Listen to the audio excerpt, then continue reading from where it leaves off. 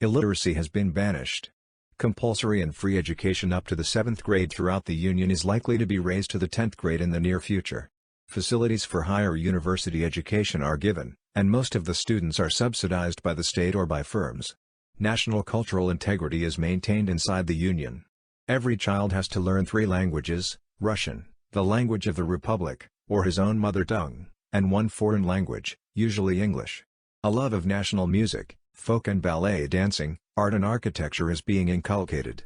Statues of people prominent in the political, social, literature, artistic and scientific fields, both past and present, are seen in parks and public places. In school, science is a compulsory subject. Biology between the 6th and 8th grades prepares the students for the physiological changes that take place in the human body.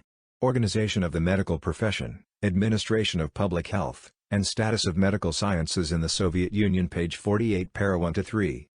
The Yugoslav education system has made great strides under communism in opening schools to the broad masses. Despite its shortcomings, the new Yugoslav educational system has provided vastly expanded educational opportunities to increasing numbers of children on all socio-economic levels, and offers a flexible system from preschool and child welfare programs through the compulsory 8-year elementary schools and various secondary academic and vocational schools to universities and postgraduate studies.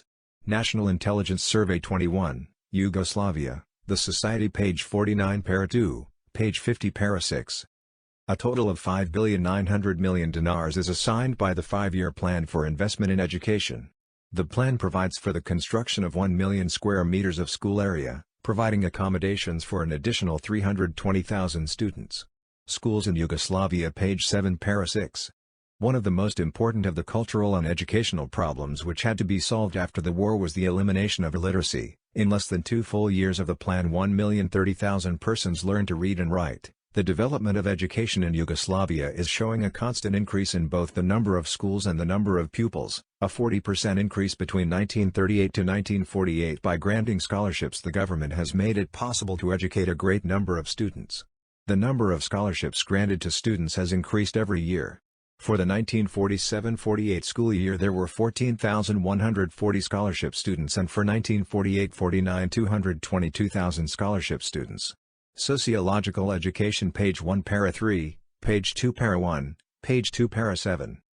A large-scale public education program that has effectively eliminated illiteracy and has significantly upgraded Cuban educational levels. The Cuban Revolution's achievements in education also are impressive by any standards. The Castro government effectively eliminated illiteracy within a few years. Cuba's literacy rate has risen to about 96%, the highest in Latin America and one of the highest in the world. Other educational indicators are also among the best in the Third World. This was accomplished by the doubling of the number of elementary schools, the implementation of an island-wide adult education program, and the mobilization of primary school-aged children in both urban and rural areas.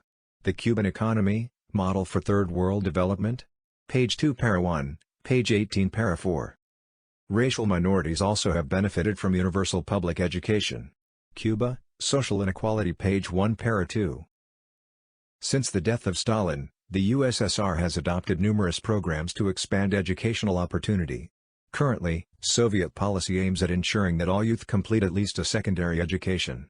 It also provides tuition-free schooling at all levels and stipends for more than 70% of full-time students in institutions of higher or special secondary education. It even requires that certain schools maintain preparatory faculties to give remedial instruction to some applicants from disadvantaged groups or regions who would otherwise fail to meet admission standards. The educational attainment process in the Soviet Union, a case study, page 1, para 1. Scholarships and stipends serve to channel students into desired study areas.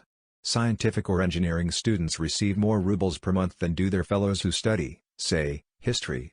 Scientific manpower resources of the USSR, page 6, para 4-6.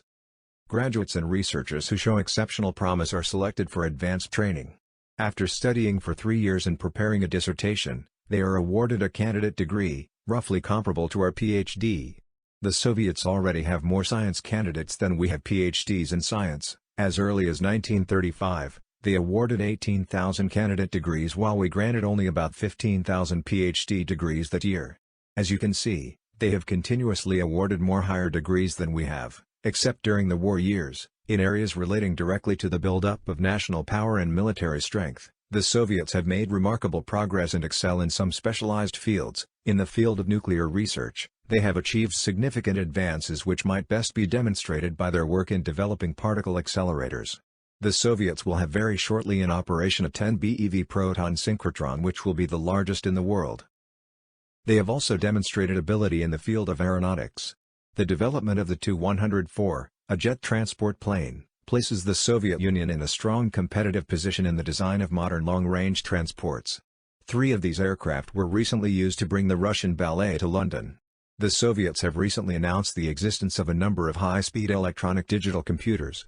The largest of these, the BESM, is comparable to some of the better high-speed computers in the United States and United Kingdom, in virtually all branches of electronics, with the possible exception of high-power radio technique. The Soviets were far behind the West at the end of World War II. Today, the USSR is a major factor in electronics and a potent challenger of the electronics leadership of the United States.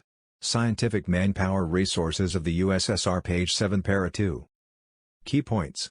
If society can afford it, education is usually free. Often university students are paid a stipend. Strong focus on science and engineering. Impressive technological innovation. Elimination of illiteracy and substantial improvement to the general level of education.